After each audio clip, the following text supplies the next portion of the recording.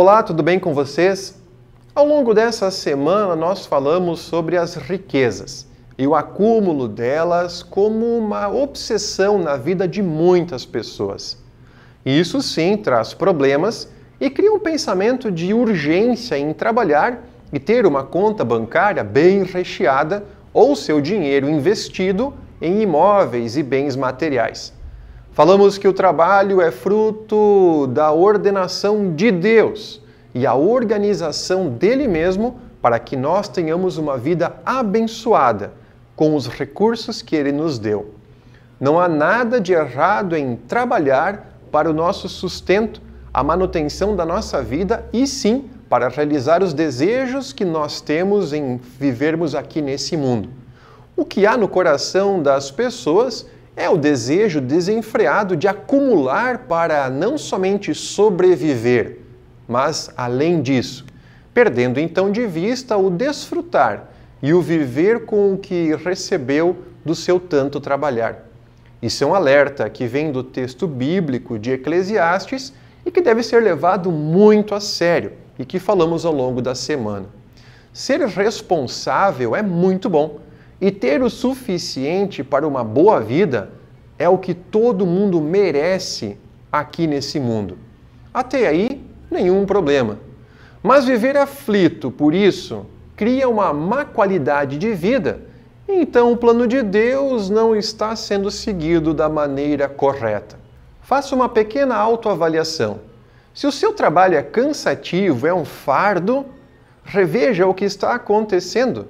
Porque, por mais pesado que seja, por mais desvalorizado que alguns setores da sociedade fazem sobre alguns trabalhos, por mais difícil que venha a ser a sua função, se estiver de acordo com o plano de Deus para o seu sustento e a da sua família, com certeza você estará sendo abençoado. Esta é uma promessa de Deus mesmo, e Ele cumpre sempre aquilo que promete. O trabalho dignifica a pessoa e faz com que nós tenhamos aquela sensação de utilidade para a sociedade. Independente do que nós estamos fazendo, todas as tarefas elas são vindas de Deus para a nossa manutenção aqui no mundo. Donas de casa, secretárias, professores, zeladores, motoristas, empresários, médicos, padeiros, tantas outras funções que realizam nesse mundo e contribuem para o sustento da vida aqui em sociedade. Essas que foram citadas e muitas outras são tarefas necessárias para a nossa sobrevivência aqui no mundo e vêm do próprio Deus para que nós possamos realizar na sociedade em que nós vivemos. Todas são parte do projeto de Deus para a nossa vida, todas elas. E delas nós podemos e devemos tirar o nosso sustento. É para isso mesmo que elas foram organizadas. Mas fica aqui um incentivo, que é o texto de Eclesiastes, quando lá no capítulo 5, no versos 18 até 20, está escrito: "Eis o que eu vi".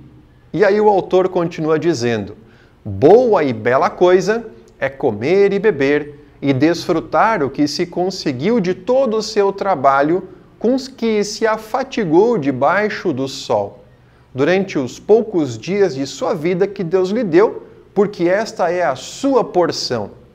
Quanto àqueles a quem Deus conferiu riqueza, diz o texto, e muitos bens, e lhe deu poder para deles sobreviver e receber a sua porção e desfrutar do seu trabalho, ele complementa: isto é dom de Deus, porque não ficará pensando muito nos dias de sua vida, porque Deus lhe enche o coração de alegria." Aí está um belo segredo revelado lá no texto de Eclesiastes, logo depois de um alerta sobre aquele muito pensar a respeito das riquezas e do acúmulo. Independente do nosso salário, da nossa atividade ou do tamanho da nossa conta bancária, o segredo está na forma como nós recebemos as coisas que produzimos ao longo do nosso trabalho e com o fruto das nossas mãos. A visão do que nós temos e como aproveitamos tudo isso que está à nossa disposição. Ver a vida e o trabalho como a nossa porção, a parte que nos cabe, e não a do outro. Porque muitas vezes nós estamos comparando com outras pessoas aquilo que nós fazemos e o sustento e o desenvolvimento que eles têm. E isso acaba criando um senso de injustiça. Riqueza é dom de Deus, está escrito na Bíblia. Riqueza é desfrutar do que se tem e não tem relação nenhuma com o quanto se tem. Presta atenção que eu vou repetir. Riqueza é saber desfrutar daquilo que se tem e não é proporcional ao quanto se tem, pois muitos têm contas bancárias muito recheadas e não têm paz no seu coração. Quem consegue ter alegria no que possui é muito afortunado, mais do que o ganhador do prêmio da loteria, mais do que os milionários da alta sociedade, mais até do que aqueles que compram carros novos em muitos poucos meses. Feliz e rico é quem consegue aproveitar com sabedoria exatamente aquilo que recebeu das mãos de Deus como a sua porção e entende que isto é uma grande bênção que Deus está lhe dando. E assim a relação de quantidade acabará ficando em segundo plano e sobra somente a qualidade. Se aprendemos a viver sob os cuidados de Deus, o pouco será suficiente. E sem Deus, tudo que nós tivermos nunca será o bastante. Fiquem bem e nos vemos na próxima.